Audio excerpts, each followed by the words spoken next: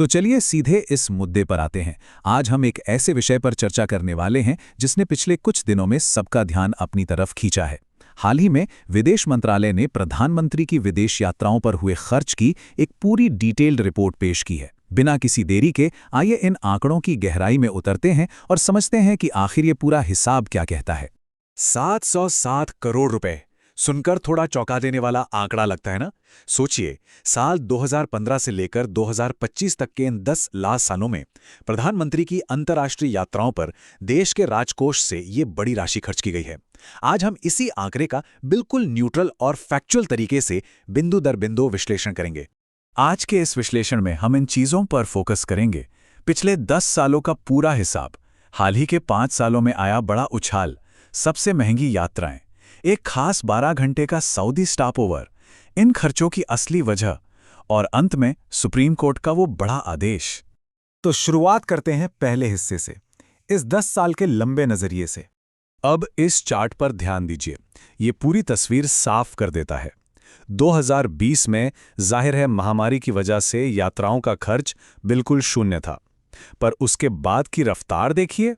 2024 आते आते ये 109 करोड़ तक पहुंच गया और 2025 में तो इसने सीधे 175 करोड़ रुपए का आंकड़ा पार कर लिया।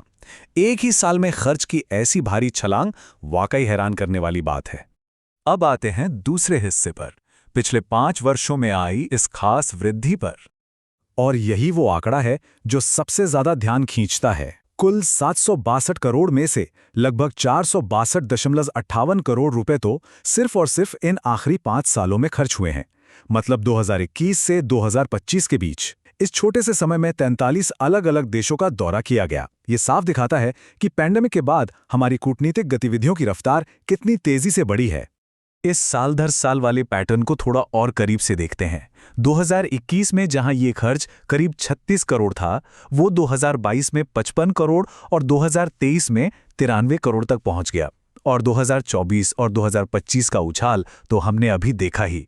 जैसे जैसे दुनिया खुली, अंतर्राष्ट्रीय संबंधों को मजबूत करने के लिए ये दौरे लगातार बढ़ते गए और जाहिर है इसी के साथ लागत भी बढ़ती गई। चलिए तीसरे हिस्से की तरफ बढ़ते हैं, प्रमुख देश और उन पर आया खर्च। अगर हम इन देशों की लिस्ट देखें तो अमेरिका यानी यूएस अकेले 16% खर्च का हिस्सा रखता है। पिछले कुछ सालों में यूएस के 4 दौरे हुए, जिसका बिल लगभग 74 करोड़ रुपए आया। पर यहां एक और दिलचस्प आंकड़ा फ्रांस का है, जो भले ही 9% है, पर 2025 की फ्रांस यात्रा इस पूरे दशक की सबसे महंगी सिंगल ट्रिप थी। अकेली इस यात्रा पर 25.5 करोड़ रुपए खर्च हुए थे। इतिहास के पन्नों को पलटकर एक छोटी सी तुलना करना यहां काफी जरूरी हो जाता है। 2011 में पूर्व प्रधानमंत्री मनमोहन सिंह जी की फ्रांस यात्रा पर करीब 8.33 करोड़ रुपए खर्च हुए थे। वहीं 2025 में प्रधानमंत्री मोदी की फ्रांस यात्रा, जिसमें एआई समिट और आईटीआर प्रोजेक्ट शामिल थे, वहां ये खर्च 25.59 करोड़ रहा। समय के साथ बढ़ती हुई लागत को ये आंकड़े बिल्कुल शीशे की तरह साफ कर देते हैं। चौथा हिस्सा, वो 12 घंटे का सऊदी स्टॉपओवर, जिसने काफी सुर्खियां बटोरी। दरअसल एक आरटीआई के जवाब में कॉन्सुलेट जनरल ऑफ इंडिया ने एक बड़ा खुलासा किया। अप्रैल 2025 में सऊदी अरेबिया के जद्दा में एक छोटा सा स्टॉपओवर हुआ था, और पता है इसका खर्च कितना आया? 15.54 करोड़ रुपए, जिसमें से लगभग 10.26 करोड़ रुपए तो सिर्फ और सिर्फ होटल के किराए के थे। और सबसे हैरान करने वाली बात क्या है? ये पूरी यात्रा 12 घंटे से भी कम समय की थी। अब जब ऐसे आंकड़े बाहर आते हैं तो सियासी बवाल तो बनता ही है। कांग्रेस ने इस खर्च को पूरी तरह फिजूल खर्ची बताया और यहां तक कह दिया कि इस यात्रा में प्रति घंटे करीब 1.25 करोड़ रुपए उड़ाए गए। वहीं सत्ता पक्ष बीजेपी ने इन आरोपों का पुरजोर खंडन किया। उनका मानना है कि विपक्ष देश की इतनी जरूरी विदेश नीति को छोटी राजनीतिक बयानबाजी का मुद्दा बना रहा है। यहां हमारा काम बस इन दोनों पक्षों के तर्कों को तथ्यों के रूप में सामने रखना है, ताकि तस्वीर बिल्कुल निष्पक्ष रहे।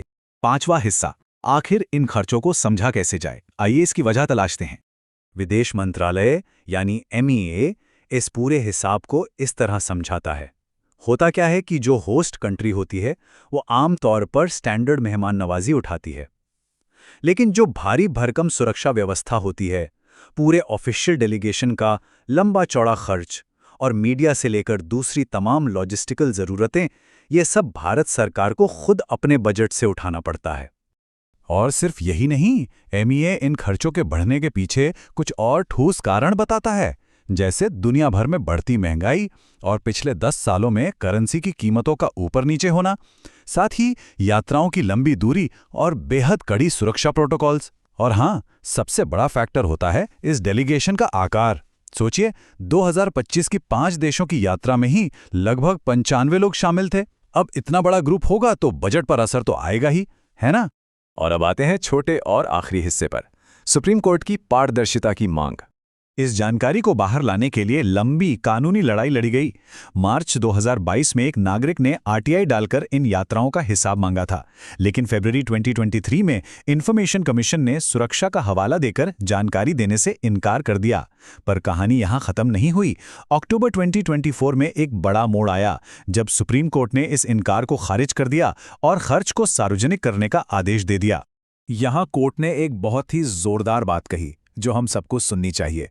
बेंच ने स्पष्ट शब्दों में कहा कि जनता को ये जानने का पूरा हक है कि उनके टैक्स का पैसा आखिर इन यात्राओं पर कैसे खर्च हो रहा है। कोर्ट का मानना था कि वेग यानी गोलमोल सुरक्षा दावों की आड़ में वित्तीय जवाबदेही के साथ बिल्कुल समझौता नहीं किया जा सकता। ये एक स्वस्थ लोकतंत्र के लिए अत्यंत जरूरी है। इस ऑर्डर ने एक क्लियर लाइन ड्रॉ कर दी। अब पीएमओ को हर यात्रा का कुल खर्च बताना ही होगा, जिसमें ट्रैवल और होटल जैसी जनरल कैटेगरी शामिल होंगी।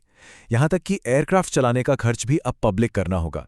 लेकिन ध्यान देने वाली बात यह है कि जो अत्यंत खुफिया सुरक्षा प्रोटोकॉल्स हैं या काउंटर सर्वेलेंस की सेंसिटिव जानकारी है, उसे अभी भी छूट दी गई है, क्योंकि आखिर देश की सुरक्षा के साथ तो कोई खिलवाड़ नहीं हो सकता।